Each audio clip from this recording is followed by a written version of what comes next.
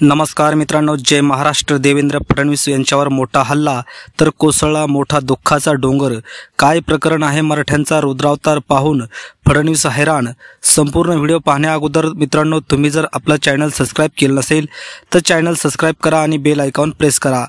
महाराष्ट्राच्या राजकारणामध्ये मराठा आरक्षणाचा मुद्दा अतिशय पेट घेत आहेत। म्हणून जरांगे पाटील यांच्या नेतृत्वामध्ये लाखो करोडो मराठी मुंबईला रवाना झाले होते। मुंबईमध्ये ते सुरक्षित आले देखील, मात्र मराठ्यांचा तो रुद्रावतार पाहून सरकार अखेर मराठ्यांपुढे झुकावं लागलं आणि मराठ्यांच्या सगळ्या मागण्या मात्र सरकारला मान्य कराव्या लागल्या। मात्र याच मागण्यांच्या विरोधात देवेंद्र फडणवीस देखील आक्रमक झालेले ते पाहायला मिळाले। फडणवीसांचं असं मत आहे की गंभीर स्वरूपाचे गुन्हे मात्र माघार घेतले जाणार नाही, असं देवेंद्र फडणवीस म्हणाले होते।